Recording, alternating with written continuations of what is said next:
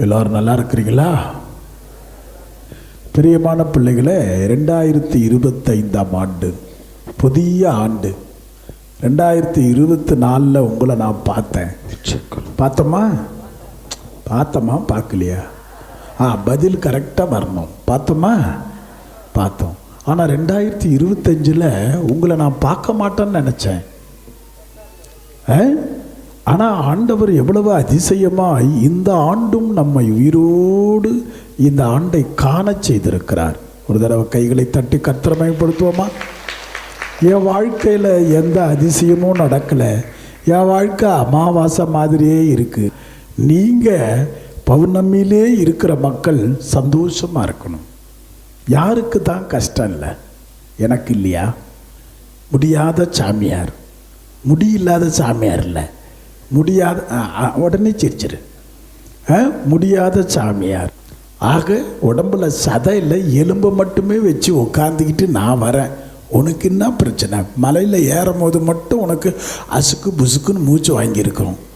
மூச்சு வாங்கினா நீ உயிரோடு இருக்கிறன்னு அர்த்தம். அப்படி தானே? மூச்சு முடியலன்னா போய் சேர போகிறேன்னு அர்த்தம். வல்லமையான ஆண்டவர் எரிகோ மதில்களை இடித்து நொறுக்கிய தேவன். ஆகவே உங்கள் வாழ்க்கையில் இந்த ஆண்டில் இதெல்லாம் எரிகோ மதில்களாக எதிரியாக இருக்கிறதோ அதையெல்லாம் உடைத்து போட போகிறார் என்ற நம்பிக்கையோடு வந்திருக்கணும். ஏதாவது நல்லது நடக்கும். மார்கழி மாதத்தில் நம்ம வீட்டுக்கு குடுகுடுப்புக்காரன் வருவான். வந்தானா? குடுகுடுப்புக்காரன் பார்த்துருக்கிறீங்களா? என்ன பாருங்க, நான் தான் அந்த குடுகுடுப்புக்காரன். ஆண்டவர் என்னை அனுப்பிச்சிருக்காரு. என்னன்னு? நல்ல காலம் பிறந்திருக்கு, நல்ல காலம் பிறந்திருக்கு உங்கள் எல்லாருக்கும் சொல்கிறதுக்கு ஆண்டவர் என்னை ஒரு குடுகுடுப்புக்காரனாக அனுப்பியிருக்கிறார். சந்தோஷம் தானே? என்னை மட்டமாக சொன்னால் உங்களுக்கு ரொம்ப சந்தோஷமாக இருக்கும்.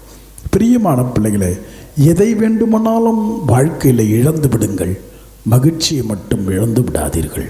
Price the Lord. கடவுள் அழகாக சொல்கிறார், எப்பொழுதும் மகிழ்ச்சியாக இருங்கள். லூசு போலன்னு சொல்ல, சிரிக்கிறது இல்லை மகிழ்ச்சி.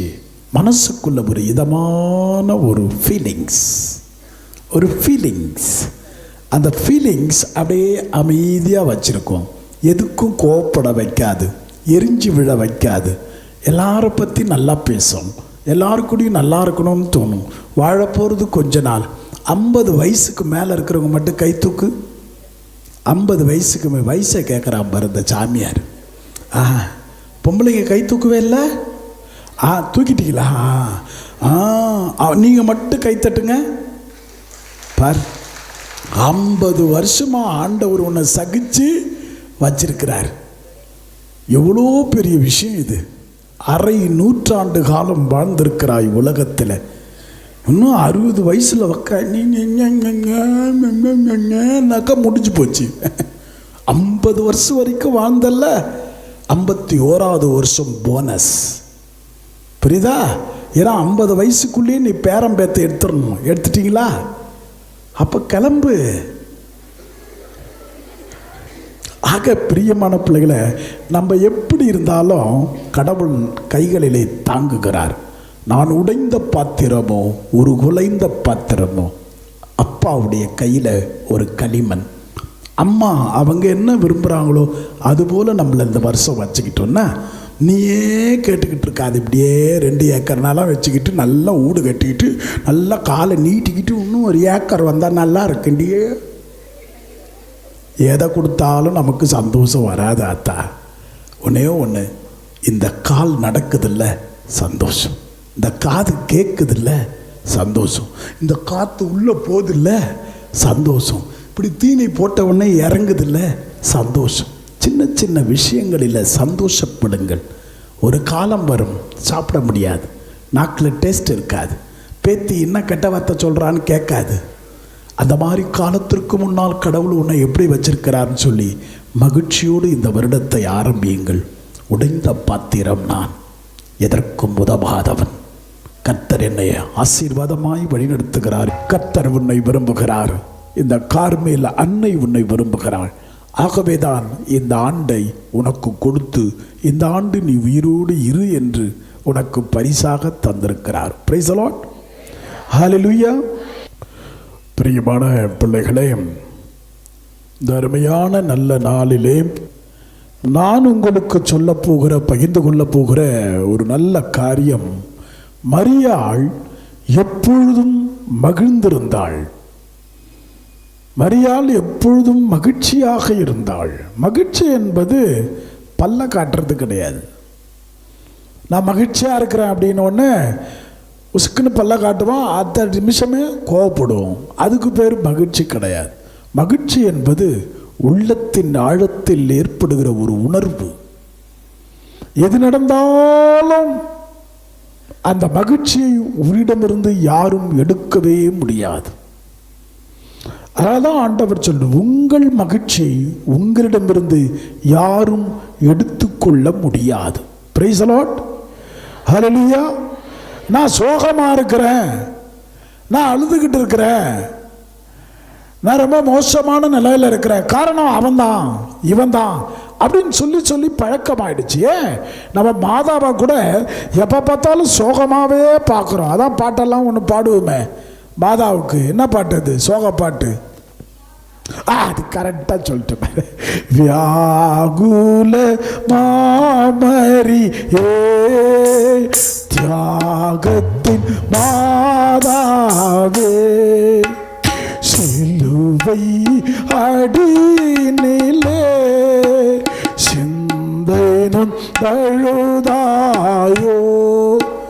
மாதா வேதனையா இருக்கிறது, நீ ரொம்ப ஃபீலிங்ஸோட பாடுற. அது ஆக்சுவலி மாதாவுக்கு எல்லாமே தெரிந்திருந்தது.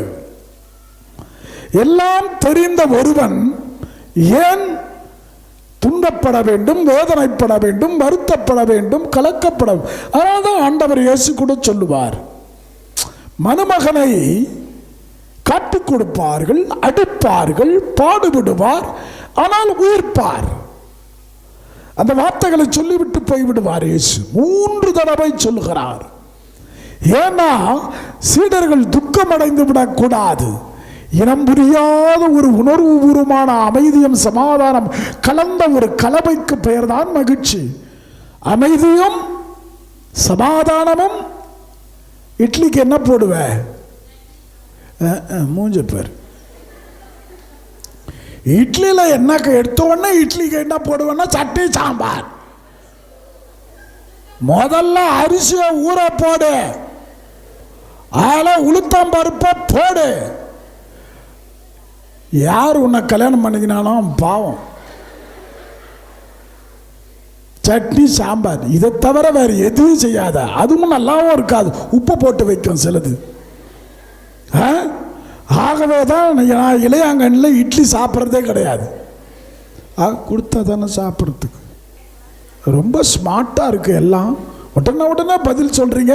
நல்லா சாப்பிட்டு வந்தீங்களோ, வெரி குட். ஆண்டவரிடத்தில் கேளுங்கள் தரப்படும். ஒன்றும் கேட்க தேவையில்லை. ஆண்டவரே என்னை என்னைக்கும் மகிழ்ச்சியாக மன நிறைவாக வச்சிங்க, அது போதும் இல்லையா? எவ்வளோ பொய்யான பாட்டெல்லாம் நம்ம கோயிலில் பாடுறோம். எது மகிழ்ச்சி தரும்? பொண்ணு பொருள். இது ஆண்டவருக்கு முன்னாடியே வந்து பாட்டு. பொண்ணும் பொருளும் இல்லை என்னிடத்தில், ஒன்றும் இல்லை உன்னிடத்தில் என்னை தருவேன். நீ மாப்பிள்ளைக்கு பொண்ணு கொடுத்துருவ, பொருள் கொடுத்துருவ, ஆண்டவருக்கு ஒன்றும் கொடுக்க மாட்டேன். என்ன ஏமாத்திர புத்தி! சும்மா உன்னை விட்டுட்டு போட போறான் பாதியில், இல்லை பாதியில் போய் சேரப்போகுது. அவருக்கு 25 பவுனு 30 பவுனு 2 ஏக்கர் நிலம் 1 ஏக்கர் நிலம் இதெல்லாம் கொடுத்து ஒரு வாழ்க்கைய வாங்குறோம்.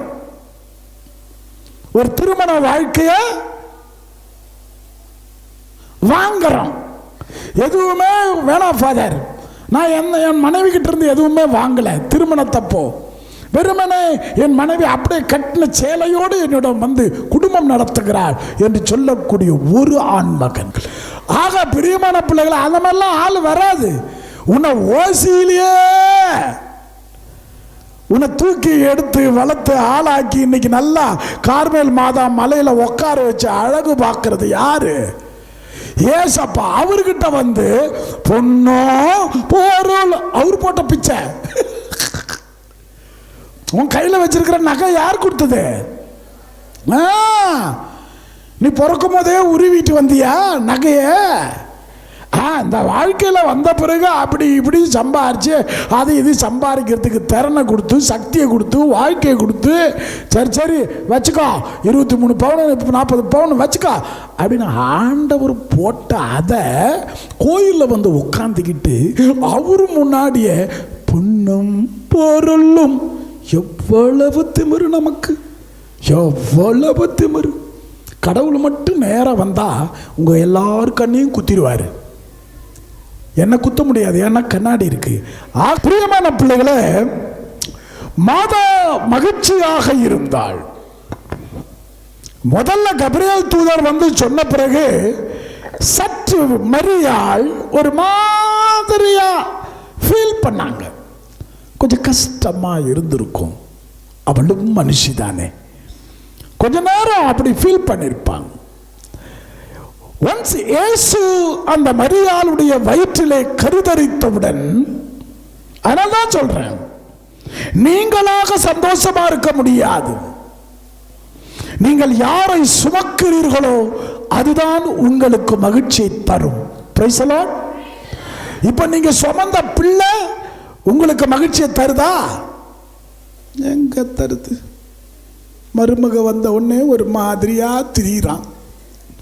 முடிஞ்சு போச்சுல்ல. புருஷனை சுமக்கிறீங்க, மனைவியை சுமக்கிறீங்க, நண்பர்களை சுமக்கிறீங்க. சில நேரங்களிலே அவர்களை சுமந்ததனால் அவர்களே நமக்கு சுமையாக போகிறார்கள். ஆனால் நீ சுமக்க வேண்டியது கர்த்தரை. மரியாளிடம் வந்து கத்துக்க, எதை சுமக்கணும் எதை சுமக்க கூடாது அப்படின்னு. மாதா சுமந்தது இயேசுவை, வேதனையை அல்ல, அவமானத்தை அல்ல, அசிங்கத்தை அல்ல. இந்த இயேசுவை சுமப்பது உண்மையானால் இந்த அசிங்கம், இந்த அவமானம், இந்த நோய், இந்த தோல்விகள் எல்லாம் சற்று தூர தள்ளி நிற்கும். Praise the Lord. ஹல்லேலூயா. நீங்களாம் பரம்பரை கிறிஸ்தவர்கள் இல்லையா? ஆனா உங்களுக்கு இளம் கன்னின்னு பேரு. இளங்கன்னி என்றால் இளையாங்கன்னி என்று பெயர். ஐயா, அது தெரியாதா? நான் சொல்லித்தான் தெரியுது. நான் எந்த ஊர்ல இருந்தோ வரேன். இளம் கன்னி, மகிழ்ச்சியாக இருக்கிற பிள்ளைகள் என்று அர்த்தம். ஆகவே யாரை சுமக்கிறாய்? பாரு, என்ன பாரு, யோகம் வரும். இங்கே உள்ள வரவங்க போகிறவங்கெல்லாம் லேட்டாக வந்தால் முன்னாடி வந்து உட்காந்தேன்னா தலையிலே டொப்புன்னு அடிப்பேன். லேட்டாக வந்தால் பின்னாடி போ, முன்னாடி உன்னை யார் இப்போ கூப்பிட்டா? முன்னாடி முன்னாடி வரதெல்லாம் முன்னாடி வரணும். இப்போ வந்துட்டு முன்னாடி வந்து நிற்கக்கூடாது. கிறிஸ்மஸ் பூசைக்கெல்லாம் பார்த்துருக்கீங்களா? கிறிஸ்மஸ் பூசைக்கு சிலது லேட்டாக வரும். சுட்டனில் குளிச்சுட்டு புது புடவை கட்டிக்கிட்டு 2, அது தங்கமே கிடையாது, ஒரிஜினல் தங்கமே கிடையாது, கவரிங் நகை 800 ரூபாய்க்கு 600 ரூபாய்க்கு ஏதாவது ஒன்று வாங்கி மாட்டிக்கிட்டு முதல்ல வந்து உட்காரோம். லேட்டாக வந்தால் பின்னாடி உட்காரணும். கொஞ்சம் வெக்கமாக இருக்கும்ல நமக்கு, லேட்டாக போகிறோமே, ஐயோ நமக்கு குச்சமாக இருக்கு அப்படின்னு. அதை விட்டு வருவோம்ல லேட்டா, சாமியார் மேலேருந்து கீழே இறங்குறதுக்குள்ளே நான் ஓடிடுவேன்ல. ஆக பிரியமான பிள்ளைகளை, மரியாள் மகிழ்ந்தாள். காரணம், இயேசுவை சுமந்ததனால் மரியாள் மகிழ்ந்தாள். இதை நல்ல கவனமாக வச்சுக்கணும். சில நேரங்களிலே நீங்கள் சுமப்பது சரியான சுமைகள் கிடையாது. ஆகவேதான் வேதனைப்படுகிறீர்கள். யாரை அதிகமாக அன்பு செய்கிறோமோ அவர்கள்தான் நமக்கு அதிகமான துன்பத்தை வரவழைக்கிறார்கள். Price the Lord. யார் மேலே ரொம்ப பாசம் வச்சிருக்கிறீங்களோ அவங்க தான் சில நேரத்தில் அதிகமான ஒரு அவமானத்தை, அசிங்கத்தை நமக்கு உருவாக்குவார்கள். இதையெல்லாம் தெரிந்துதான் மரியாள் சூசையப்பரை கூட சுமக்கவில்லை. தனக்கு நடந்த சம்பவத்தை தன் தாயிடமும் தகப்பனிடம் கூட சொல்லவில்லை.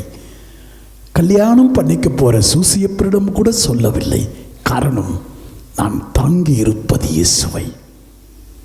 இந்த சுமையை பற்றி அவர்களுக்கு சொன்னால் அவர்களால் புரிந்து கொள்ள முடியாது.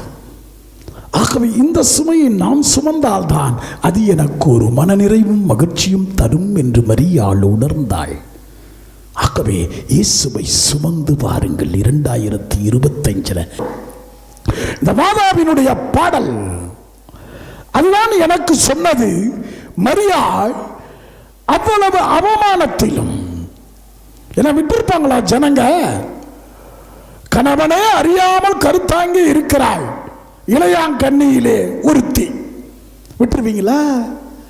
குழாய்க்கடியில் போனாலும் பிரச்சனை, வயக்காட்டில் போனாலும் பிரச்சனை, மாடு மேய்க்க போனாலும் பிரச்சனை, ஆடு மேய்ச்சி வந்தாலும் பிரச்சனை, கோழிக்கு தீனி போட்டாலும் பிரச்சனை. எங்கே பார்த்தாலும் அந்த பொம்பளையை போட்டு நச்சரிச்சிடுவோம். ஆம்பளைங்க பாவம் அதெல்லாம் கண்டுக்காது, அது பாட்டுன்னு போயின்னு கிடக்கும். இந்த பொம்பளை சும்மாவே இருக்காது. இந்த குழந்தை ஒரு மருமகளுக்கு பிறக்கலைன்னா வேதனைப்பட வேண்டியது யாரு? முதல்ல யார் வேதனைப்படணும்? மாமியார். ஐயோ என் மருமகளுக்கு குழந்தை இல்லையே அப்படின்னு வேதனை. ஆனால் இந்த மாமியார் என்ன பண்ணுது? பக்கத்து வீட்டுக்காரியை கூப்பிட்டு, அவ வயிற்றுல ஒரு பூச்சி இல்லை, புழு இல்லை. பூச்சி புழு வைக்கிறதுக்கு அதுன்னா பாம்பா? அத மனுஷ பிறவிய கூட பூச்சி இல்லை, புழு இல்லை. இது பேச்சா? இது ஆக அது எவ்வளவு பெரிய கஷ்டத்தை கடவுளை உனக்கு கொடுத்திருக்கிறார் பெண்ணினமே. அது மகிமைக்குரிய ஒரு ஆசீர்வாதம். Price the Lord. அந்த கஷ்டத்திலும் ஒரு மகிழ்ச்சி, ஆசீர்வாதமான ஒரு வாழ்க்கை. ஆக இந்த மாதாவை அப்படிதான் பண்ணியிருப்பாங்க, அவ்வளவு அசிங்கப்படுத்தி இருப்பார்கள். ஆனால் மாதா பாருங்களேன், அதை எதையுமே தூக்கி மனசுக்குள்ள வச்சுக்கல. நீ மகிழ்ச்சியா இல்லாததுக்கு காரணம் நீதான். ஆண்டவர் அழகா சொல்லிட்டார், உங்கள் துக்கம் சந்தோஷமாய் மாறும், உங்கள் கவலை கண்ணீர் எல்லாம் மறைந்து விடும். கைத்தரம் 1 2 3 4. உங்கள் துக்கம் சந்தோஷமாய் மாறும், உங்கள் கவலைகள் கண்ணீர் எல்லாம் மறைந்து விடும். கலங்காதே மகனே, கலங்காதே மகளே, என் நேசர் கைவிட மாட்டார். கடந்ததை நினைத்து கலங்காதே, நடந்ததை மறந்துவிடு. கர்த்தர் புதியன செய்திடுவார். இன்றே நீ காண்பாய், இன்றே நீ காண்பாய். கல்லங்கிடவே வேண்டாம். அந்த இருட்டில் இருக்கிறதெல்லாம் கை தட்டல. சாமியார் கண்ணு அங்க படலம் பார்க்கறியா? பிசாசு குட்டிகளா, இந்த வேப்ப மரத்தை உச்சியில பேய் ஒன்று ஆடுது மாதிரி அங்கெல்லாம் உட்காந்துக்கிட்டு கை தட்டாம அவளுங்க முன்னாடி உட்காந்துக்கிறாளுங்க. சாமியார் நேரா பார்க்கறாரு, நமக்கு நாடியா? அது எல்லாத்துக்கும் சளி பிடிக்கும், ஜுரம் வரும் பாரு. கையை தட்டி சூடு பண்ணிக்க உடம்ப பார், தட்டிக்கிட்டே இருக்கு பாரு. 10 வருஷம் உயிரோட இருப்பீங்க. அல்லேலூயா, பிரைஸ் தி லார்ட். ஒரு சின்ன எக்ஸசைஸ் பண்ணிக்கிட்டே இருந்தா தான் உடம்பு சூடா இருக்கும், அப்பதான் நீ நல்லா இருப்ப. இப்ப மாதா அவங்களே சொல்றாங்க என்னன்னு, ஆண்டவரை எனது உள்ளம் போற்றி பெருமைப்படுகிறது, இணைப்பராம் கடவுளை நினைந்து என் உள்ளம் பேரு உபகை கொள்ளுகிறது. அப்படின்னா இவ்வளவு அசிங்கத்திலும், இவ்வளவு அவமானத்திலும், இவ்வளவு பிரச்சனையிலையும் இல்லையா, எவ்வளவு மகிழ்ச்சியாக இருந்தாள். அதுக்கு தான் அந்த வார்த்தைகள். லூக்கா நற்செய்தி 1ஆம் அதிகாரம் 47ஆம் வசனம் அப்படியாய் சொல்லுகிறது. ஆக பிரியமான பிள்ளைகளை, அடுத்த வசனம் சூப்பரா இருக்கும். என் வல்லவராம் கடவுள் எனக்கு அரும் பெரும் செயல் பல புரிந்துள்ளார். அதான் நினைக்கணும். என்னத்தை நினைக்கணும்? எப்ப அந்த மகிழ்ச்சி வரும்? நிறைய பேர் ஜெயிலுக்குள்ள இருக்கிற மாதிரியே தெரியுது எனக்கு. ஓ, நான் தான் இருக்கிறேனா? மூஞ்சி அப்படியே தெரியுத? நான் உயரமா இல்லைன்றத அந்த பிள்ளை குத்தி காமிக்குது. குள்ள பையல, நீ பின்னாடி இருந்தேன்னா உன் மூஞ்சி இப்ப தெரியுதாம்மா? ஐயோ என் மக்கா, ஒரு மனுஷன் சப்போர்ட்டில் நிற்கிறேன், அதையும் கெடுத்தேடி பாவி. ஆக பிரியமான பிள்ளைகளை, மாதா எதை சுமக்க வேண்டும் என்று சொல்லிக் கொடுக்கிறாள். எதை சுமக்கணும் அப்படின்னு மாதா சொல்லிக் கொடுக்கிறாள். அந்த பாட்டில் ஆண்டவர் வலியோரை அகற்றுவார், செல்வரை வெறுங்கையராய் அனுப்புவார். நீ ஏன் ஃபீல் பண்ற? நீ சுமக்க வேண்டியது என்னை என்று இயேசு சொல்லுகிறார், மரியாளும் சொல்லுகிறார். கையில பாருங்க, மாதா கையில என்ன இருக்குது? மாதா கையில நல்ல வேலை நகை இருக்குதுன்னு சொல்லாம போன மகிழ்ச்சிக்கு காரணம், எதை சுமக்க வேண்டுமோ அதை சுமக்கணும், எதை விட்டுறணுமோ அதை விட்டுறணும். என்ன சாமியார் பிரசங்கம் வைக்கிறார்ல, அதுல எதை எடுத்துக்கணுமோ அதை எடுத்துக்கணும். அந்த ஆள் அப்படி பேசினாண்டியா, அதை எடுத்துக்க கூடாது. அது உங்களுக்கு ஒரு இந்த நைட் நேரத்தில் ஒரு மாதிரி வயலில் வேலை செஞ்சுட்டு வந்து உட்காந்து இருக்கிறீங்களா, உங்களுக்கு ஒரு மாதிரி அப்படி வரும். அதிலிருந்து உங்களை எழுப்புறதுக்கு தான் நான் இடையில என்னையே கோமாளியாக்கி கொள்ளுகிறேன். ஆக பிரியமான பிள்ளைகளே, மரியாள் அழகாக சொல்ற, என் வல்லவர் கடவுள் நல்ல காரியமாக செஞ்சாரு மாதாவுக்கு. சொல்லுங்க பார்க்கலாம். கடவுள் நல்ல காரியமாக செஞ்சார் மாதாவுக்கு. ஐயா 13 வயசு பிள்ளைய கருத்தரிக்க வச்சுட்டு அது எவ்வளவு அவமானப்பட்டிருக்கும், எவ்வளவு அசிங்கப்பட்டிருக்கும், எப்படி கூடி குறுகி இருக்கும். அந்த குழந்தைய அப்படியெல்லாம் சித்திரவதை பண்ணிட்டு அது மகிழ்ச்சியாவா இருக்கும்? மரியாள் மாற்றுகிறாள் மகிழ்ச்சியாக. உன் கையில் இருக்கு. உன் மகிழ்ச்சியும் உன் வேதனையும் உன் கையில் இருக்கிறது. Praise the Lord. ஹல்லேலூயா. உன்னை நீ சந்தோஷமா வச்சுக்கணும்னு நினைச்சேன்னா வச்சுக்கா. நான் ஆஸ்பத்திரியில் படுத்து கிடந்தேன், இப்படியே படுத்து கிடந்தேன். மண் தவக்கலை பார்த்துருக்கலாம். மண் தவக்கலை இவ்வளோ பெருசாக இருக்குமா, வயிறு இவ்வளோ பெருசா, என்ன பார்த்தா அப்படியே தெரியல. ஆமாம், அந்த பேர் பின்னாடி உட்காந்துக்கிட்டு ஆக அது அப்படி இருக்கும், அப்படி படுத்து கிடக்கும். அந்த மாதிரி என்னை ஐசியூவில் படுக்க வச்சுட்டான். என் மேலே 10 ஒயர் பறக்குது. இங்கே ஒரு 5 ஒயர், இங்கே ஒரு 5 ஒயர். நான் என்னடா எலக்ட்ரிசிட்டி போர்டில் வேலை செய்கிறேன். என்னை சுற்றி மின்சாரம், எனக்குள்ள ஒரு மின்சாரம், அதுதான் இயேசு. Price the Lord. என்னை சுற்றி இருக்கிற மின்சாரம் எனக்கு கவலை இல்லை, எனக்குள் என்ற மின்சாரம் ஓடுகிறது, அதான் கவலை. அப்படியே படுத்து கிடந்தவன். எனக்கு முன்னாடி ஒரு பாட்டி, அது பாவம் 92 வயசோ தெரில, அது ஒரு மாதிரி என்னை பார்க்குது. அதுக்கு முகமூடி போட்டுக்கிறாங்க, யானை தும்பி மாதிரி போகுது. அதெல்லாம் அதுக்கு ஆக்சிஜன் வருதான், காற்று. என்னை பார்த்து சொல்லுது, இதை கட்டிடணும் அப்படின்னு.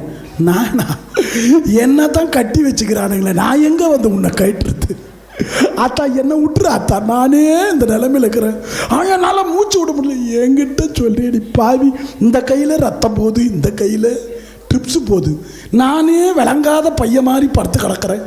நீனா என்கிட்ட வந்து கம்ப்ளைண்ட் டாக்டர்கிட்ட சொல்லு. எனக்கு தான் கேட்கலையே. நான் சொன்னேன் பாட்டிக்கிட்ட, 2 கையை சும்மா லைட்டாக தூக்கி, பாட்டி பிபி வாசி, இந்த பைப்பு பெருசாக போதில்ல, பிபி வாசின்னு. கடைசியில் அந்த பாட்டியை பார்த்து வேற ஒன்றும் நான் பண்ண முடியாது. நல்லந்தானா நல்லந்தானா உடலும் உள்ளமும் நல்லந்தானா. பாட்டி சிரிச்சிருச்சு. அதுக்கப்புறம் என்கிட்ட சொல்லிட்டு தான் போச்சு, உயிரோட தான் போச்சு. பிரியமானவர்களே, இயேசு உன் வாழ்வின் மின்சாரமாக இருந்தால் நீ எப்பொழுது பளபளப்பாக இருப்பாய். Price the Lord. பீஸ் போகக்கூடாது. பீஸ் போச்சுன்னா அது உன் கையில தான் அதை கிடக்கும். அதனால தான் ஆண்டவர் அழகாக சொல்லுவார், மகிழ்ச்சியாயிரு. நீ மகிழ்ச்சியா இருக்கணும்னா இன்னைக்கு நடக்கிறத நினைக்காத, நேற்று நடந்ததை நினைச்ச நீ மகிழ்ச்சியாக இருப்பாய். என்னது? கடந்து வந்த பாதைகளை திரும்பி பார்க்கிறேன், கண்ணீரோடு கர்த்தாவே நன்றி சொல்கிறேன், நன்றி சொல்கிறேன், நான் நன்றி சொல்கிறேன். அப்பா உமக்கு நன்றி, ராஜா உமக்கு நன்றி. அதான் அனாதையாய் அலைந்தேன் நான், திரிந்தேனை அழாதே என்று சொல்லி அணைத்தீரையா. கைத்தட்டு கைத்தட்டு. அநாதையாய் அலைந்தேன் நான் பிரிந்தேன் ஐயா, அழாதே என்று சொல்லி அணைத்தீரையா. அப்பா உமக்கு நன்றி, ராஜா உமக்கு நன்றி. மரியாதை தான் நினைக்கிறா பாரு, என் வல்லவராம் கடவுள் எனக்கு அருள் பெரும் செயல் பல புரிந்துள்ளார். நான் மகிழ்ச்சியா இருக்கிறதுக்கு காரணம் என்ன? நேற்றைய தினத்தை நினைத்து பார்க்கிறேன், அதுக்கு முந்தின நாள் நடந்ததை நினைச்சு பார்க்கிறேன். கல்யாணத்தப்போ கல்யாணம் தாலி கட்டுறாருல, அப்போ கடவுளை நான் நினைச்சு பார்த்தேன் அப்படின்றவங்க மட்டும் கை தூக்கணும். தாலி கட்டுற நேரத்தில் ப்ளீஸ் ப்ளீஸ் ப்ளீஸ் பொய் சொல்லக்கூடாது. உங்க அத்தா உன் கழுத்துல தாலி கட்டுகிற போது ஏசப்பா சொத்தர ஏசப்பா ஏசப்பா சொன்னியா? அன்னைக்கு என்ன நடிப்பு நடிச்ச? கலாலே நிலத்திலே வெக்கம். அன்னைக்கு அன்னைக்கு ஏசுநாதரை கூப்பிடலையே நீ. சரி அங்க விட, கல்யாண மண்டபத்திலேயாவது ஏசுநாதரை கூப்பிட்டியா? இல்ல அந்த மாப்பிள்ளை தான் கூப்பிட்டானா, இல்ல நீ தான் கூப்பிட்டியா? நீங்க யாரும் கூப்பிடல. 5வது நாள் வெளுப்பாரு ஒரு வெளு. ஐயோ ஏசப்பா, எங்கடி போனார் ஏசு? இவ்வளவு நாள் போன ஏசு இன்னைக்கு எங்க வந்தாரு? பத்தியா, நம்ம எவ்வளவு பெரிய நடிகர்கள் பத்தியா? அன்னைக்கு நினைக்காத நான் இன்னைக்கு நினைச்சு என்ன பயன்? மரியான் சேனையில எத்தனை வயசுக்கு மேல ஆள் இருக்கிறாங்க? மரியான் சேனையில ஆண்களே இல்லையா? பொம்பளைங்க தான். அதைத்தான் சொல்றேன். எத்தனை வயசுல இருந்து இருக்கிறீங்கன்னு கேட்டேன். எத்தனை வயசுக்கு மேல மரியான் சேனையில? 60 தானே? ஏன் 20ல் மரியான் சேனையில் வரல? காடு வா வாங்குது, வீடு போங்குது. அந்த நேரத்தில் வந்து அந்த நேரத்தில் அது கடவுளை கூப்பிட்டுக்கலான்னு. மக்களே, நம்ம செய்யறதெல்லாம் சரி என்று நினைத்து கொண்டிருக்கிறோம். கூப்பிட வேண்டிய வயது 1லிருந்து 1 வயசுலேருந்தே அந்த குழந்தை கூப்பிடணும். ஏசப்பா, அதுக்கு தானே திருமுழுக்கு தராங்க சாமியாருங்க. நீ கடவுளோடு இணைஞ்சிருக்கணும். மரியாள் இணைந்திருந்தாள். டாக்டர் சொன்னாரு, பேசாத, அதிகமா பேசக்கூடாது, செத்துருவ அப்படின்னாரு. என்ன? அந்த டாக்டர் இப்ப உயிரோடு இல்லை. உண்மை. பேசாத, கத்தாத, உனக்கு நல்லதில்லை, நீ போய் சேர்த்துருவேன்னாரு. நான் போறேன், அடுத்த செக்கப்புக்கு போறேன், அவர் இல்லைன்றாங்க. எங்க போயிட்டார்? அதுதான் சொல்றேன், சுமக்க வேண்டியதை சுமங்கள் பிள்ளைகளை. அப்படி சுமக்கிற பொழுது நடந்த சம்பவங்களை எல்லாம் மரியாதை போல நினைத்து பார்க்க வேண்டும். அழகா சொல்றார் பாரு, என்னை விட வலியவர்கள் இருந்தார்கள், அவர்களை தூக்கி போட்டார். என்னை விட நல்லவர்கள் இருந்தார்கள், அவர்களை கண்டுக்கல. ஆனால் ஆண்டவர் இந்த சின்ன பெண்ணை கண்ணெடுத்து பார்த்து, உலகமே என்னை கையெடுத்து கும்பிடும் அளவுக்கு தூக்கி வசத்திட்டார். பத்தியா? ஒன்று, அவள் இயேசுவை சுமந்ததனால் மகிழ்ச்சியாக இருந்தாள். புரியுதுங்களா? எப்போ ஒரு மனுஷன் மகிழ்ச்சியா இருக்க முடியும்னா, ஒண்ணு, நீ யாரை சுமக்கிறாய், எதை சுமக்கிறாயோ அதுதான் உனக்கு மகிழ்ச்சி தரும். 2வது, கடவுள் நினைத்த காரியங்களை எல்லாம் நினைச்சு பார்க்கணும். நீ பிறந்தது முதல் இந்த நாள் வரைக்கும் ஆண்டவருடைய ஆசீர்வாதங்கள் பெரியதாக இருக்கிறதா, அல்லது நீ சந்தித்த பிரச்சனைகள் அதிகமாக இருக்கிறதா? சந்தோஷமா இருக்கும் போதெல்லாம் சந்தோஷமா இருந்துட்டல்ல. இதுல கிறிஸ்துமஸ்க்கு புது ட்ரெஸ்ஸே எனக்கு கிடைக்கல அப்படின்றது மட்டும் கை தூக்கு, அவங்களுக்கு நான் வாங்கி தரணும். கை தூக்கு பார்ப்போம். கிறிஸ்துமஸ்க்கு புது ட்ரெஸ் இல்லையாத்தா? கவலைப்படாத, அடுத்த கிறிஸ்துமஸ்க்கு இருக்காது. ஆக பிரியமான பிள்ளைகளை, ட்ரெஸ் தேவையில்லையா கிறிஸ்துமஸுக்கு? இயேசுநாதர் பிறந்தது எங்க? இதை மட்டும் சொல்லி மாற்றி காட்டா. ஃபாதர் சார்லஸ் அடுத்த வருஷம் குடில் போடுங்க, மாட்டு கொட்டாய் தான் போடணும், அதுல 2 தட்டு சாணி கொட்டிடுங்க. ஏன்னா இயேசுநாதர் சாணிக்கு மத்தியில் தானே பிறந்தாரு. சாணியை கொட்டிடுங்க. எத்தனை பேர் அந்த குடியில பார்க்கறான்னு பார்க்கலாம். இயேசு உண்மையான பிறந்த இடத்தில 3 ஞானிகள் அவர் பிறந்த அந்த மாட்டு தொழுவத்திலே நாற்றத்திலே குப்புற விழுந்து வணங்கினார்கள். ஞானிகள், அரசர்கள், அறிவாளிகள். அந்த மாதிரி இன்னைக்கு நம்ம மாட்டுக்கோட்டா போட்டோம்னா எத்தனை பேர் மாட்டுக்கோட்டா பக்கத்தில் இயேசுவை வணங்கி விட்டு போவோம்? இல்லையா?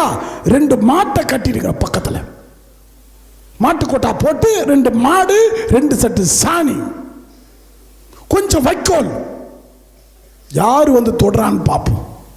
நிறைய சாமியாருங்க இப்ப கம்ப்ளைண்ட், குழந்தை இயேசுவுக்கு 2 காலையும் காணுமா, எல்லாம் கிறிஸ்துமஸ் அன்னைக்கு நக்கிட்டு போயிடுச்சு, 2 காலை காணும். மரியாள் மிக அழகாக சொல்லுகிறாள், அவர் தம் தோல் வலிமையை காட்டியுள்ளார், அவர் இரக்கம் காட்டி வருகிறார். இதெல்லாம் தான் மகிழ்ச்சி. என்னது? கடவுள் என் மேல இரக்கம் காட்டிக்கிட்டே இருக்காரு. இல்லனா நீ பேசுற பேச்சுக்கு உன்னை யாராவது உயிரோட வச்சிருப்பாங்களா? நம்ம பேசுற கெட்ட வார்த்தைக்கு ஆண்டவர் நினைச்சா என்னைக்கோ தூக்கி இருக்கலாம் இல்லையா? மற்றவங்களை பத்தி நம்ம சொன்ன சொற்கள், கேலி செய்த விதம், அவர்களை பற்றி பேசிய விதம், உண்மையாலுமே ஆண்டவர் இறங்கி வந்தார் என்றால் தப்பவே முடியாது. விட்டுட்டாரு போட, என் புள்ள தானே பழச்சுப்போ, நீ கூட உன் பிள்ளைய மன்னிக்க மாட்ட, ஆண்டவர் விட்டுட்டாரு. அதான் ஆண்டவர் சொல்ல இரக்கம் காட்டி வருகிறார். அதை நினைச்சு பாரு, மகிழ்ச்சியாக இருப்பாய். எவ்வளவு இரக்கம் காட்டி இருக்கிறார் உன் பிள்ளை மேல. நீ எவ்வளவு இரக்கம் காட்டுற?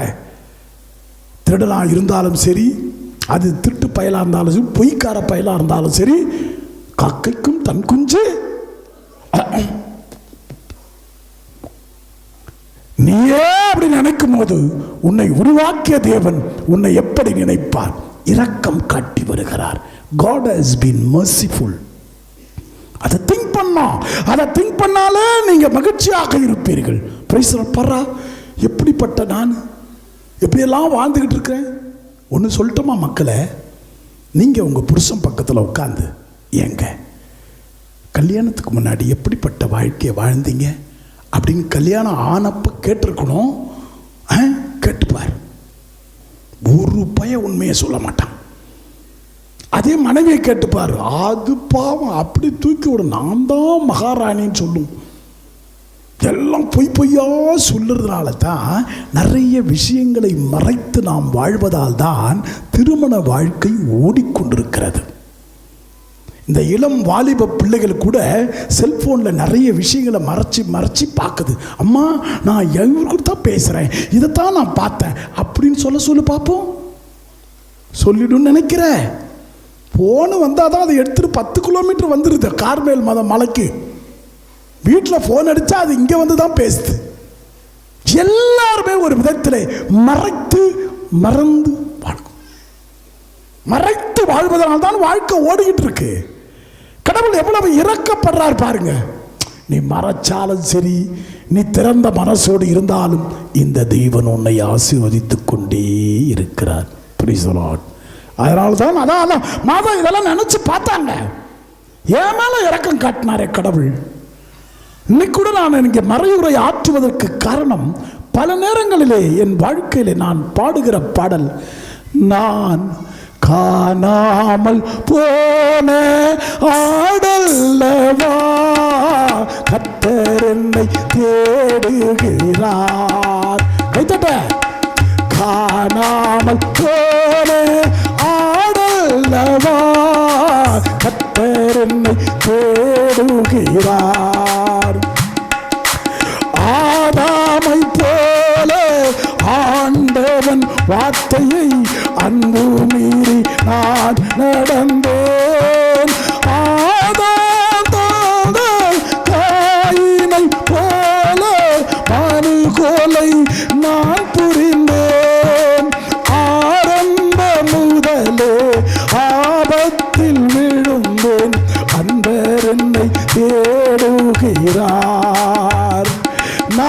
காணாமல் போன ஆடல்லவா, கர்த்தர் என்னை தேடுகிறார். கை தூக்கி என்னை காப்பாற்ற இழுத்தார், காட்டி தந்த யூதாசானே. கல்வாரி சிலுவை கர்த்தருக்கு தந்த பெரும்பழி நான் சுமந்தேன். கல்லோடு முள்ளில் கால் பின்னை கிடந்தேன், அன்பர் என்னை தேடுகிறார். அதனால மீண்டும் மரியாள் அழகா சொல்லுவாங்க, தாழ்நிலையில் இருந்த என்னை உயர்த்தினார். செய்த நன்மைகள் நினைக்கின்றேன், நன்றியோடு துதிக்கின்றேன். நினைக்கணும். கடவுள்கிட்ட கேட்டுக்கிட்டே இருக்கிறீங்க, மாதா கிட்ட கேட்டுக்கிட்டே இருக்கிறீங்க. உனக்கு அவங்க தரணும்னா அதற்கு உனக்கு என்ன யோகிதை இருக்கிறது? நான் ஆண்டவர்கிட்ட வந்து ஜெபம் பண்றேன், ஆண்டவர் நான் விரும்புறதை தரணும். சரி, அவர் தராரு. பட் அதை வாங்குறதுக்கு நமக்கு என்ன தகுதி இருக்கிறது? சரி, கல்யாணத்துக்கு என்ன தகுதி வேணும்?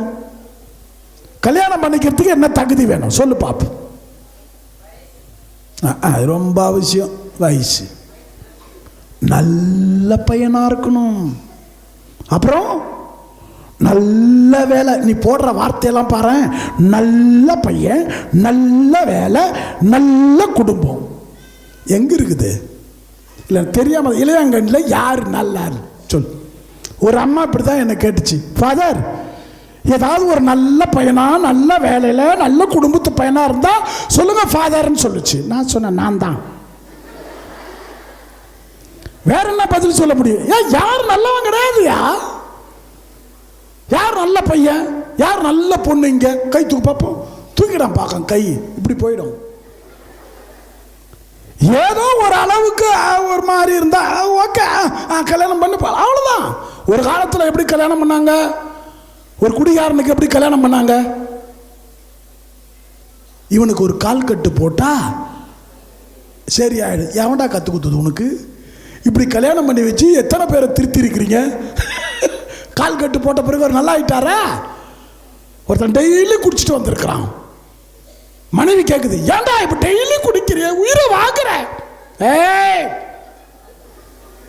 குடிச்சிட்டு வந்தாதான் உன் மூஞ்ச பார்க்க முடியுது, அப்பதான் நீ எனக்கு அழகா தெரியுற சொல்லிட்டான் பத்தியா? அதான் அவன் ஒரு விளக்கம் வச்சிருப்பான்.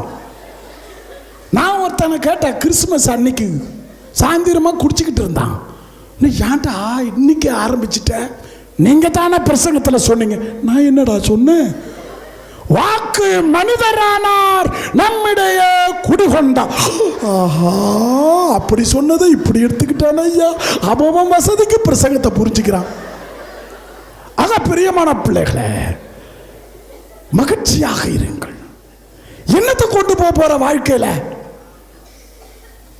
அபாக்குக் 3ஆம் அதிகாரம் மிக அழகாக சொல்லுகிறது.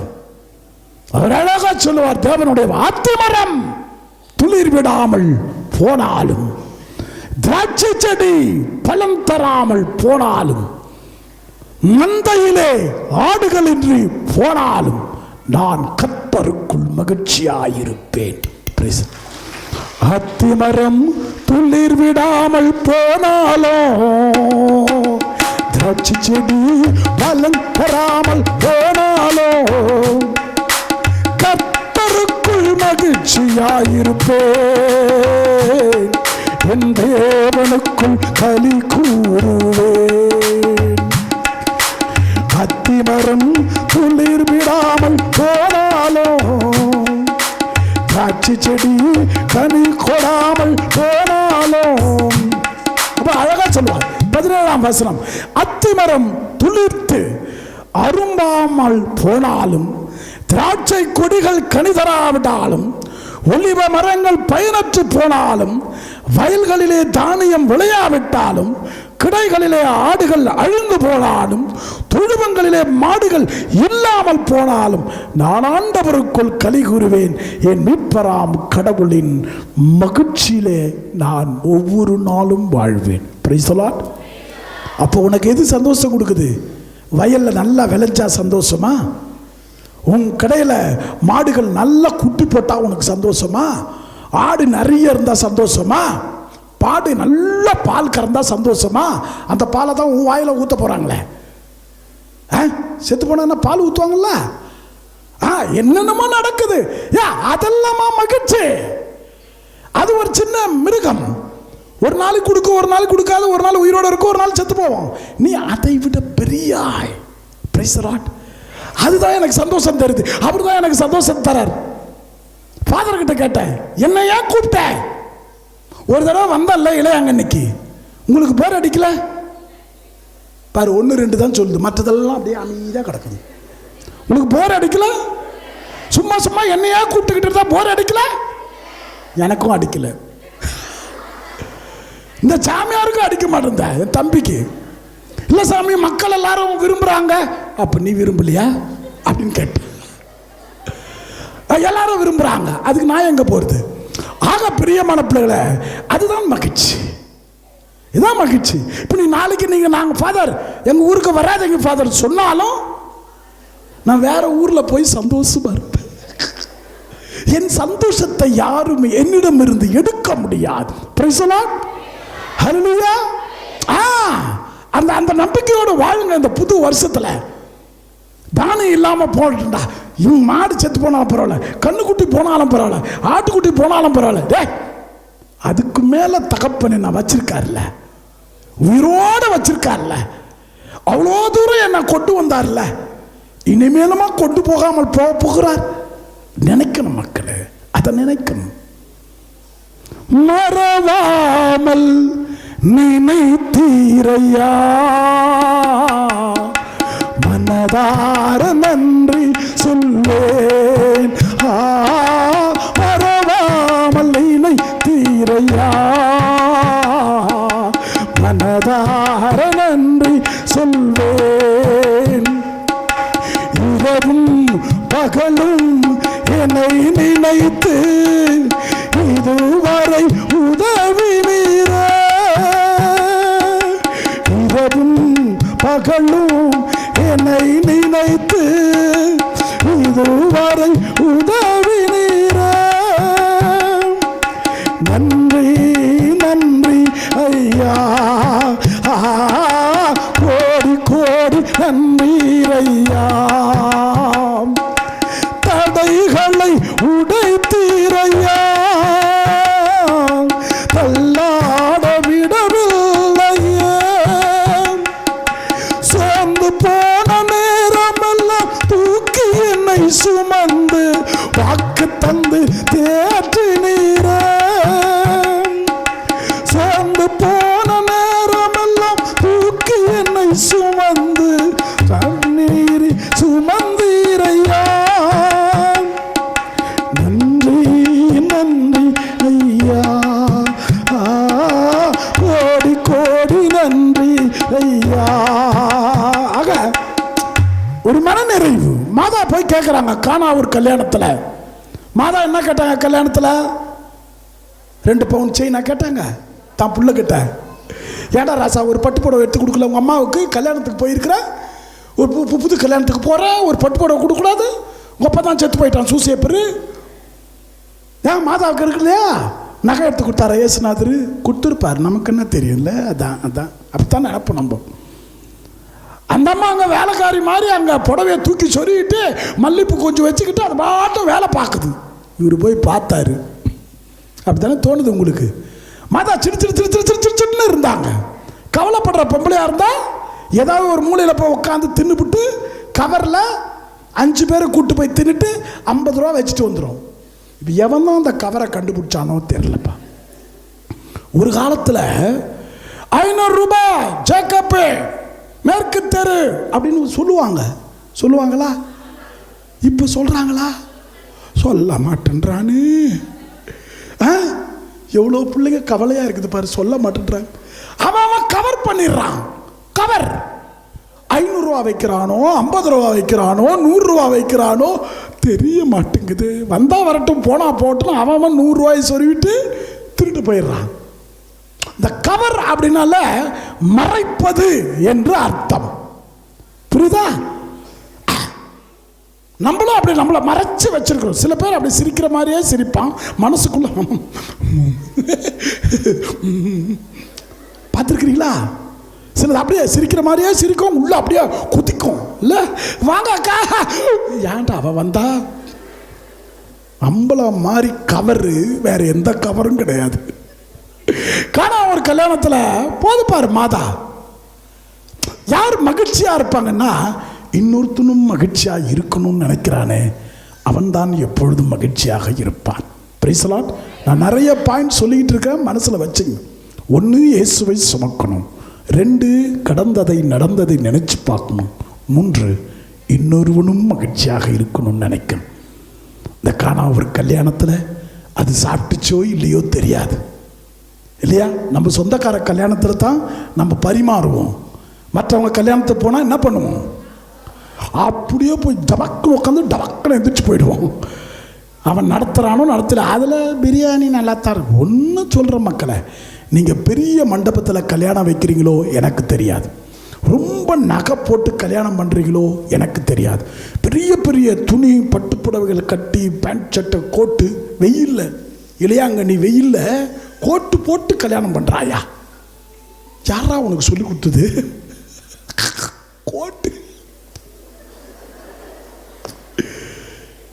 ட்ரெஸ்ஸு வேட்டி சட்டை போட்டுக்கிட்டு நல்லா கல்யாணத்தில் போய் ஜம்முன்னு நில்லு, காற்று அங்கேயும் இங்கேயும் வாங்கும். அதை விட்டுட்டு இந்த கோட்டை போட்டு அவனுக்கு நிற்க கூட தெரியாது. ஏதோ ஒரு திருடன் துணி கடையிலேருந்து திருடி போட்டு வந்த மாதிரியே என்ன பார்ப்பான். அவன் அன்னைக்கு தான் சாமியாருக்கு முன்னாடியே நிற்கிறான். அன்னைக்கு தான் அவனுக்கு பீடன்னா என்னன்னு தெரியுது. அந்த பொண்ணை கல்யாணம் பண்ணிக்கிறா, இது அது அவனையாவது பரவாயில்ல அப்படின்னு பார்க்கலாம். அது பக்கத்தில் நிற்கப்பா, அது நடிகை திலகி. ஊர் ஃபுல்லாக வாயாடிட்டு கோயிலில் வந்தோன்னு திருட்டு பார்வை. ஒரு தடவை நான் ஒரு நிச்சயதார்த்தத்துக்கு போயிருந்தேன். கூப்பிட்டுருந்தாங்க, ஃபாதர் நீங்கள் வாங்கன்னு. நான் அப்போவே நினச்சேன், இதுங்க ரொம்ப விலை கொடுத்து வாங்குதுங்க போல இருக்கு. நிச்சயதார்த்தத்துக்கு போயிட்டு அந்த பிள்ளைகிட்ட நல்லா பேசினேன், பிரசங்கம் வச்சேன், எல்லாம் வச்சேன். அதுக்கு பிடிச்சி போச்சு. ஃபாதர் கல்யாணத்துக்கும் நீங்கள் வரணும். வர்றேன், வந்தால் தானே தெரியும் உனக்கு என்னை பற்றி என்னன்னு. கல்யாணத்துக்கு போனா பொண்ணை காணோம். எங்கடா பொண்ணுன்னு கேட்குறேன், அங்கே மேக்கப் போட்டு உட்காந்து இருக்குது, பேய் மாதிரியே இருக்குது. நிச்சயதார்த்தப்ப அழகா இருந்துச்சு. இப்ப பெயிண்ட் அடிச்சுக்கிறான். பள்ளங்கள் எல்லாம் நிரம்பிட வேண்டும், மலைகள் குன்றுகள் தகர்ந்திட வேண்டும், போனலானவை நேராகணும், கரடானவை சமமாகணும். பக்கத்தில் இருக்கிறார், ராஜா வருகிறார் ஆயத்தமாவோம், இயேசு வருகிறார் எதிர்கொண்டு செல்லுவோம், பள்ளங்கள் எல்லாம் நிரம்பிட. ஏன் அங்கே போய் உட்காந்துக்குதுன்னா, எம்ஐ ஃபாதர் வருவார், ஏதாவது சோக்கு அடிப்பார், நான் சிரிச்சா மேக்கப்பு கலைஞ்சிடும். வா வரமாட்டல்ல, வா. நீங்க யாருக்கிட்ட வேணா விளையாடு, சாமியார்கிட்ட விளையாடக்கூடாது. நான் தானே கோயிலுக்கு உள்ள கூட்டு போகணும். உனக்கு தீர்த்த தெளிச்சு யாரு உள்ள கூட்டு போவா? எனக்கு வந்துச்சு சந்தர்ப்பம். அங்க போய் நின்னோன்னா பக்கத்தில் இருந்த சாமியார், ஃபாதர் நீங்க மந்திரிச்சு தீர்த்த தெளிக்கணும். இதுக்கு தானடா காத்திருந்தேன். தீர்த்தத்தை வாங்கி பிதா சுதன் பரிசுத்தாவி சலக் சலக் சலக் சலக். ராணி வேஷம் கலைஞ்சு போச்சு டும் டும் டும் டும். ராஜா வேஷம் கலைஞ்சு போச்சு டும் டும் டும் டும். அப்படி பார்க்குற மாப்பிள்ளைய, ஐயோ என்னடா அது பவுடரா ஊத்துது, நான் முன்ன பின்ன பார்த்ததில்லை, என்னடா ஊத்துது முகத்திலிருந்து. மாப்பிள்ளை கிட்ட கேட்ட, என்னடா? Super father. அவன் தான் நம்மளால மேக்கப் இல்லாம அப்படியே கருப்பா நிக்கிறானே. இது என்னது? அந்த ஆளுக்கு மேக்கப் இல்லை, இது மட்டும் மேக்கப் பட்டு வருது. எனக்கு நிறைய விஷயங்கள் தெரியவே இல்லை. ஆக அதெல்லாம் மகிழ்ச்சி தராது. அது the momentary happiness. கொஞ்ச நேரத்தில் அந்த மகிழ்ச்சி போயிடும். மாதாவுடைய மகிழ்ச்சியை யாரும் எடுக்க முடியலையே. இயேசுவை சிலுவையில தொங்க வச்சப்ப கூட மரியாள் அமைதி காத்தாள். என் மகன் உயிர்ப்பான் என்ற ஒரு இனம் புரியாத மகிழ்ச்சி அந்த மனசுக்குள்ள ஓடிக்கிட்டே இருந்துச்சு. நீங்க கூட கஷ்டப்படும் போது, காலங்கள் மாறலாம், கோலங்கள் மாறலாம், காற்று செய்ய மறக்கலாம், கடல்ல செய்ய மறக்கலாம், எல்லாம் மாறும். கடவுளின் அன்பு ஒருபோதும் என்னை விட்டு போகாது. இன்னைக்கு இப்படி இருக்கிற சபை உரையாளர் 3ஆம் அதிகாரத்தில் சொல்லுவார், எல்லாவற்றுக்கும் ஒரு காலம் உண்டு. எல்லாவற்றுக்கும் ஒரு காலம் உண்டு. There is a season for everything. எல்லாவற்றுக்கும் ஒரு காலம் உண்டு. கட்டுவதற்கு ஒரு காலம், இடிப்பதற்கு ஒரு காலம், திருமணம் செய்வதற்கு ஒரு காலம், விவாகரத்து செய்வதற்கு ஒரு காலம். புரியுதா? அன்பு செய்வதற்கு ஒரு காலம், தள்ளி வைப்பதற்கு ஒரு காலம், நடுவதற்கு ஒரு காலம், பிடுங்குவதற்கு ஒரு காலம், எல்லாத்துக்கும் காலம். நீங்க அப்படியே பாடிக்கணும் மனசுக்குள்ள. மற்றவெல்லாம் சூப்பரா அப்படி வளர்ந்துகிட்டு போகும்போது, எங்களுக்கும் காலம் வரும், காலம் வந்தால் வாழ்வு வரும், வாழ்வு வந்தால் அனைவரையும் சாகடிப்போமே. அப்படித்தானே மாறுது. எந்த அண்ணன் பெரிய ஆள் ஆயிட்டு தன்னுடைய தங்கச்சியும் தம்பியும் வளர்க்க வைக்கிறான், எந்த தங்கச்சி நல்ல நிலைமையில இரு, எங்க அண்ணன் கஷ்டப்படுறான்னு பார்த்துக்கிறான், எந்த தம்பி பார்த்துக்கிறான் இன்னொரு தம்பிய, எங்க யார் யார் வளர்ந்து என்ன பிரயோஜனம்? அவங்கிட்ட எல்லாம் சொல்லுங்க, டேய் எனக்கும் ஒரு காலம் வரும். மாதாவினுடைய மனநிலையும் அதுதான். எல்லா நேரத்திலும் மாதா தன் காலத்தை அறிந்திருந்தாள். ஒரு காலம் வரும், விண்ணவர் மன்னவர் அனைவரும் அன்னையின் முன் மண்டியிடுவர். Price the Lord. அவள்தான அரசு என்று சொல்வார். இன்னைக்கு எவனா உன்னை பார்த்து சிரிச்சாரா, don't worry, be happy, don't worry, be happy. என்னை பார்த்து சொன்னாங்க, ஒரு சாமியார் நல்ல தொப்பியும் கிப்பியுமா இருந்தார், நல்ல குண்டா. நானும் அப்படித்தான் இருந்தேன். அப்போ 85 கிலோ, இப்போ 66 கிலோ.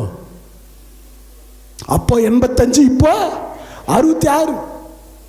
அவர் கேட்குறாரு, ஏய் எம்மை எப்படிப்பா உடம்ப இப்படி குறைச்சிட்ட? ஒரே வழி, 10 நாள் ஐசியூவில் வந்து படுத்துக்கோ, உருவிட்டு அனுப்பிடுவான். நீ ஒன்றும் பெருசாக எக்ஸசைஸ் எல்லாம் பண்ண தேவையில்லை சார். ஒரு 10 days ஐசியூவில் இடம் கொடுங்க சார், போய் படுத்துக்கா. இந்த நர்ஸுங்க போட்டு உருவாளுங்க, சோதே கொடுக்க மாட்டாளுங்க, வெறும் தண்ணியாக ஏற்றிக்கிட்டு இருப்பாளுங்க இல்லையா? தண்ணின்னு ஒன்று சில பேருக்கு சந்தோஷமாயிடுச்சு, குடிக்காரங்களுக்கெல்லாம். ஆத்தாடி அங்கேயும் தண்ணியா, அப்போ போய் படுத்துக்கலாமே நிறைய பேர் யோசிச்சுருக்கிறான். ஏப்பா குளுக்கோஸ்ரா. ஆக பிரியமான பிள்ளைகளை ஆண்டவர் இன்னைக்கு மிக அழகாக தெளிவாக சொல்றார். அத்திமரம் போடா, என் பையனால எனக்கு பிரயோஜனம் கிடையாது, இட்ஸ் ஓகே. என் மனைவியால எனக்கு ஒன்றும் பிரயோஜனம் கிடையாது, பரவாயில்ல. என் கணவனால எனக்கு பிரயோஜனம் கிடையாது. என்னதான் இருந்தாலும் எனக்கு ஒரு காலம் வரும். அது ஏன் 2025 இருக்கக்கூடாது? இந்துதான் நல்ல காலம் பிறந்திருக்கு, நல்ல காலம் பிறந்திருக்கு. எப்படி குடுகுடுக்காரன் நல்ல காலம் பிறந்திருக்கு, அதை சொல்றதுக்கு தான் அந்த சாமியார் என்னை கூப்பிட்டாருன்னு நினைக்கிறேன். ஆக பிரியமான பிள்ளைகளை, நீ என்ன சோகமா இருந்தாலும் நீ வாழ்க்கையில் முன்னேறிவிட முடியாது. நீ என்ன அழுது புரண்டாலும் கிடையாது. உனக்குள்ள வச்சிருக்கிற ஒரு ஆளு, அவர்கிட்ட பேசு, அவர்கிட்ட பேசு. இந்த நிலையிலும் என்னை சிரிக்க வை, இந்த நிலையிலும் என்னை மகிழ்ச்சியாக வைத்திரு, அது போதும் ஆண்டவரே. அவங்கள மாதிரி நான் மாறினா சந்தோஷமாயிடுவியா? சரி, ஓகே. எப்போ நீ சந்தோஷமாவ? 2 கல்யாணம் பண்ணா, சாரி 2 கல்யாணம்ட்டேன், உன் பையனுக்கு நல்ல வேலை கிடைச்சிட்டா சந்தோஷமா இருக்க? சந்தோஷமா? நல்லா சம்பாதிச்சு வெளிநாட்டில் போய் சேர்த்துட்டா சந்தோஷமா? நல்ல பொண்ணை பார்த்து கல்யாணம் பண்ணிட்டா சந்தோஷமா? அவன் பெரிய வீடு வாங்கிட்டா சந்தோஷமா? எது உனக்கு சந்தோஷத்தை தரும் சொல்லுங்க பாப்போம். நீ சீக்கிரம் பிரசங்கத்தை முடிச்சா சந்தோஷம் வரும், அப்படிதானே? எது நமக்கு சந்தோஷத்தை தரும்? அதனால்தான் பாடுறோம், கண் காணும் செல்வங்கள் கரைந்தோடி போனாலும் கரையாத அவரன்பு குறையாது, பொன் மீது உன்னை தாங்கி நடத்திடுவார், தோல் மீது உன்னை தாங்கி நடத்திடுவார். ஆண்டவருக்குள் களிக்கூறு, என் மக்களே மகிழ்ச்சியாக இருங்கள். அதான் ஆண்டவர் வேதத்தில் சொல்றார். இந்த பிலிப்பியருக்கு எழுதிய திருமுகத்தில் 4ஆம் அதிகாரத்தில் இன்னும் அழகா சொல்லுவார் பாருங்க. 4:4 வசனம், ஆண்டவரோடு இணைந்து என்றும் மகிழ்ந்திருங்கள், மீண்டும் கூறுகிறேன் மகிழ்ந்திருங்கள். Price the Lord. நான் சொல்ல, ஆண்டவருடைய வார்த்தை சொல்லுது. யாரு? அடிப்பட்டவர், உதப்பட்டவர், கல்லடிப்பட்டவர், கடலில் தள்ளப்பட்டவர், படகு ஒடிந்து நீந்தி கரை சேர்ந்தவர், அசிங்கப்பட்டவர், அவமானப்பட்டவர், மண்ணை கவ்வியவர் பவுலடிகளார்.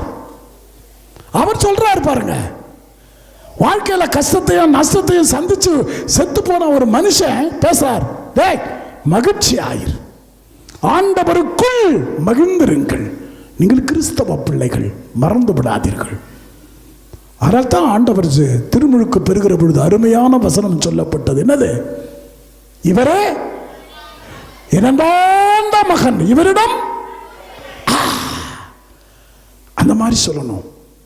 ஆக பிரியமான பிள்ளைகளை, இன்னைக்கு நீங்க உன்திரியாழில் பாட்டு பாடினீங்க இல்லையா? அது பாட்டு ஒன்று எனக்கு ஒரு ஞாபகம் வருது. நானும் சாமியாருக்கு படிச்சுக்கிட்டு இருந்தேன். நான் பண்ண அக்குருமை பார்த்து சாமியாருங்க, நீ சாமியார் ஆக முடியாது, வீட்டுக்கு போப்பான்ட்டாங்க.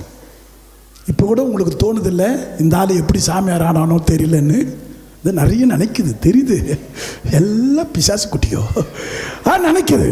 அதான் போட்டார், தம்பி நீ ரொம்ப சுறுசுறுப்பாக இருக்கிற, அப்படி இப்படி போகிற இப்படி போகிற, ரொம்ப காமெடி பீஸாக இருக்கிற, நீ சாமியார் ஆக முடியாது, நீ வீட்டுக்கு போன்ட்டான்.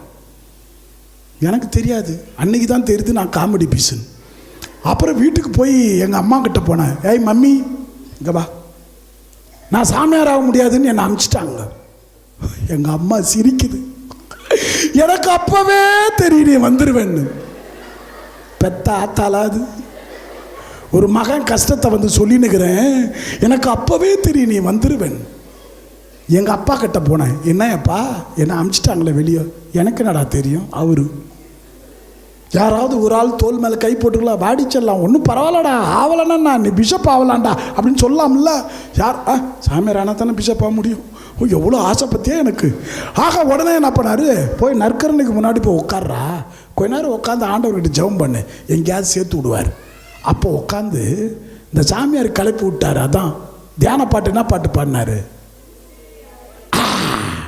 அது என் இதயத்துக்கும் நெஞ்சுக்கும் நெருக்கமான ஒரு பாடல். 24 வருடங்களுக்கு முன்னால் அந்த பாடலை பாடிதான் இன்று நான் குருவாக நிற்கிறேன்.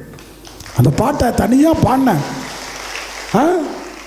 எப்போ பார்த்தாலும் பாடிக்கிட்டு இருப்பேன். அவர் பாடின உடனே அதான் ஞாபகம் வந்துருச்சு, ஆத்தாடி நம்மளை கிண்டல் கிண்டல் பண்ணுறாரோ. உன் திருயாழில இறைவா பல பந்தரும் நரம்புண்டு, என்னையும் ஓ சிறு நரம்பனவே அதில் இசைத்திட வேண்டும் இசையரசு. அவ்வளோதான், ஜபம் பண்ணல, ஒன்றும் பண்ணல. இந்த 4 லைன் பாடினேன், வெளியே வந்தேன். ஒரு சாமியார் வந்தார், நற்கருணை சபை உன்னை அழைக்கிறது அப்படின்னு சொல்லி கூட்டு போயிட்டார். இது நடந்த சம்பவம். அதனால திக்கற்றவன் கூவி அழைக்க ஆண்டவன் அவன் குரலை கேட்டார். ஆக பெரியமான பிள்ளைகளை, சின்ன வயசுலலாம் அந்த மகிழ்ச்சி மட்டும் என்னை விட்டு போகவே இல்லை இன்று வரைக்கும். எத்தனையோ கிண்டல், எத்தனையோ நையாண்டி, எவ்வளவோ உடல்நிலை கோளாறு, எவ்வளவோ பேர் திட்டு பேச்சு, அத்தனைக்கும் மத்தியிலே மலைமேல் உள்ள பட்டணம் நீ மறைவாக இருக்காதே, இழந்து ஒளி வீசி என்று சொல்லி கர்த்தர் இன்று உலகமெல்லாம் என்னை அழைத்து கொண்டிருக்கிறார். அதனால அதை பற்றிலாம் கவலைப்படாத. கணவன் இல்லை, இப்போ என்ன பிரச்சனை? இப்போ இருந்தால் மட்டும் என்ன சாதிச்சிட்ட? இப்போ நிறைய பேர் சொல்லுவாங்க என் புருஷன் இல்லை போதும். இப்போ என்ன இல்லை, என்ன இப்போ என்ன இல்லை, என்ன இப்போ ஒரு காலத்தில் இருந்தார்ல, போயிட்டார்ல, போட்டோம். நீ எவ்வளோ நாளைக்கு இருக்க போகிற? நீயும் போகிற, உங்கள் அம்மாவும் போய் சேர்ந்துருச்சு, அப்பனும் போய் சேர்ந்துட்டான், எல்லாரும் போகிறவங்க தானடா. யார் போனாலும் உன்னை தகப்பன் பாதுகாப்பார். அவங்க இருக்கிறதுனால தான் நான் நிறைய பேர் சொல்லுங்க பார்க்கலாம், ஃபாதர் என் கணவன், என் மனைவி, என் பிள்ளைகள், குட்டி குழந்தை எல்லாரும் இருக்கிறதுனால தான் நான் மகிழ்ச்சியாக இருக்கிறேன். ஒரு ஜீவன் சொல்லட்டும், ஒரு ஜீவன் சொல்லட்டும் பார்ப்போம். நீங்கள் நிறைய தடவை சொல்லுவீங்க, ஃபாதர் நீங்கள் எல்லாம் தனியாக இருக்கிறீங்க. இல்லை மக்கள், நான் இயேசுவோடு இருக்கிறேன். நான் இயேசுவோடு. நீங்கள் தான் குடும்பத்தோடு இருந்து கஷ்டப்படுகிறீர்கள். 1000 பேர் உன்னை சுற்றி இருந்தாலும் நீ அழுவது யாருக்கும் தெரியாது. நீ படும் வேதனை உன் கணவருக்கு தெரியாது, மனைவிக்கு தெரியாது, பிள்ளைகளுக்கு தெரியாது. அவனவன் உள்ளே அழுது கொண்டுதான் இருக்கிறான், வேதனைப்பட்டு கொண்டுதான் இருக்கிறான், அசிங்கப்பட்டு கொண்டுதான் இருக்கிறான். என்னையா ஒரு நாள் உங்க கணவர் வீட்டுக்கு வந்து, ஒரு வீட்டுக்காரர் வரார், ஏய் அம்மல்லா, என்ன இந்த குடிகார பொண்டாட்டிக்கு தான் நல்லா பேச தெரியும், என்ன அந்த ஸ்பீட்ல அடிக்கும் பத்தியா, என்னப்பா தாஜ்மஹால் கட்டட்டா உனக்கு? யாரு இவரு? ஒண்ணுமே தெரியாத ஆளு இது. தாஜ்மஹால் கட்டட்டா வேணாம், விடு, ஒரு பெரிய வீடு கட்டி கொடுக்கட்டா? முதல்ல வேட்டியை கட்டு. ஆக இன்னைக்கு உனக்காக எதையும் கட்டக்கூடிய ஆட்கள் இல்லை. உன்னை மகிழ்ச்சியாக வச்சிருக்கிற கணவனும் இல்லை, உன்னை மகிழ்ச்சியாக வைத்திருக்கிற மனைவியும் இல்லை, உன்னை மகிழ்ச்சியாக வைத்திருக்கிற பிள்ளைகளும் இல்லை. ஒரே ஒருவன் தான் இருக்கிறான். இதை உணர்ந்தவள் தான் மரியாள். ஆகவேதான் அவள் மகிழ்ச்சியான பாடலை பாடினாள், தன் அசிங்கத்திலும் அவமானத்திலும். ஆக நீ மகிழ்ச்சியா இருக்கணும்னா, அதான் பிலிப்பியருக்கு எழுதிய திருமுகத்தில் மிக அற்புதமாக சொல்லுகிறார், என் மக்களே மகிழ்ச்சியாக இருங்கள். மகிழ்ச்சியா இருக்கணும்னா எப்படி? இயேசுவை சுமக்கணும், நடந்ததை நினைச்சு பார்க்கணும், மற்றவர்களை நினைக்கணும். ஆக கடந்து வந்த பாதைகளை எல்லாம் திரும்பி பார்த்தா ஆண்டவர் எவ்வளவு வல்லமையாய் செயல்பட்டிருக்கிறார். ஆக இந்த நேரத்தில் அதை பயன்படுத்திங்க. இந்த பௌர்ணமியில், இந்த புது வருஷத்தில் நான் கர்த்தருக்குள் மகிழ்ச்சியாக இருப்பேன். மரியாள் சொன்னது போல நான் மகிழ்ச்சியோடு இருந்து இந்த வருடத்தை ஓட்டப் போகிறேன் அப்படின்னு சொல்லுங்க. மூச்சை தூக்கி வச்சுக்காதீங்க. இந்த வருஷம் நல்லா இருக்குமோ, நல்லா இருக்காதோ, நல்லா இருந்தா என்ன, இல்லைன்னா என்ன, உயிரை கொடுத்துருக்காருல்ல, உயிரை கொடுத்துருக்காருல்ல, இந்த வருஷத்தை பார்க்க வச்சிருக்காருல்ல, இந்த வருஷத்துல உன் பிள்ளையோட இருக்க வச்சிருக்காருல்ல, இந்த வருஷத்துல உனக்கு வேலை செய்யக்கூடிய உடம்பை கொடுத்துருக்காருல்ல, அதை நன்றி சொல்லு, அதை நினைச்சு பார்க்கணும். அதனால்தான் எப்பவுமே பாடணும், ஒரு கோடி பாடல்கள் நான் பாடுவேன், அதை மாலையாக நான் சூடுவேன், உலகெல்லாம் கச்சேரி நானாகுவேன், உந்தன் புகழ் பாடி நான் வாழுவேன், ஒரு கோடி பாடல்கள் நான் பாடுவேன், அதை மாலையாக நான் சூடுவேன். பிரியமானவர்களே, இந்த வருடத்தினுடைய வாக்கு தத்தமாக நீங்கள் மனதில் இருத்திக் கொள்ள வேண்டிய ஒரே வசனத்தை நான் சொல்லுகிறேன். பிலிப்பியருக்கு எழுதிய திருமுகம் 4:13, எனக்கு வலுவூட்டுகிறவரின் துணை கொண்டு எதையும் செய்யும் ஆற்றல் எனக்கு உண்டு. சொல்லுங்க பாப்போம். எனக்கு வலுவூட்டுகிறவரின் துணை கொண்டு எதையும் செய்ய எனக்கு ஆற்றல் உண்டு. இத இந்த வருஷம் முழுசு சொல்லுங்க. வல்லமையும் அதிசயமும் அற்புதமும் உங்கள் வாழ்க்கையில் நடக்கும். மகிழ்ச்சியாக இருங்கள். இதைதான் ஆண்டவன் விரும்புகிறார், இதைதான் மரியாளும் விரும்புகிறார். இந்த வருடம் முழுவதும் இறைவன் உங்களை மகிழ்ச்சியால் நிரப்ப உங்களுக்காக நான் தொடர்ந்து ஜெபிக்கிறேன். ஆமென்.